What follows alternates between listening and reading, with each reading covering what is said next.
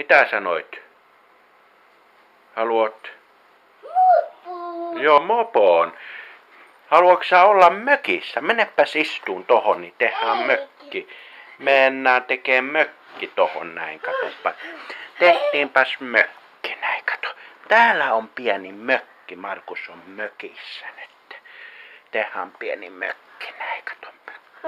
Mä teen tästä mökiin Markukselle näin. Nyt se on mökissä. Tuolla se on mökissä mökittämässä.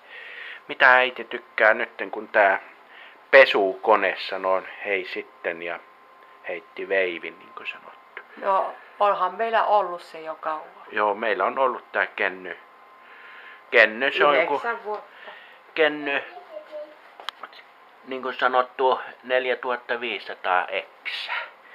Kenny-merkkinen, niin kuin tommonen, näette tossa noin. Ja mitä tykkää tästä uudesta, mistä ostettiin mustapörssistä? No se näyttää tosi hienolta ja iso. Se on tosissaan pesukarhujen pesukarhu. Oikein hieno. Upo, siinä lukee pesukarhu 5440. Ja lukee suomeksi vähän tossa. Tämmönen. Mitäpä sä siitä tykkäät? No mä tykkään, että se näyttää hyvältä ja ei ole vielä kokeiltu, että miten se pesee. Ei.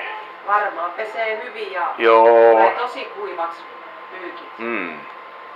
Semmoiseksi, että ei ole hirveän kosteet. Joo. Se on koska sitten... siinä on 1400. Joo, 1400 kierrosta minuutissa, katsopas. Niin.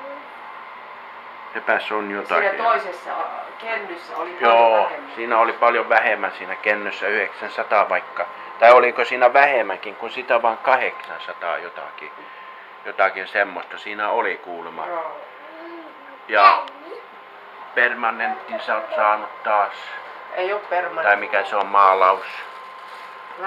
Värjännyt. Ja mitä Markus tekee nyt? Ei, otitko sä pesuaineet esille? Katso tuota Markus. Oi. No. Haluaa katsoa Markus. Markus tiedä sä haluat. No, sanotaan terveä hei. Markus.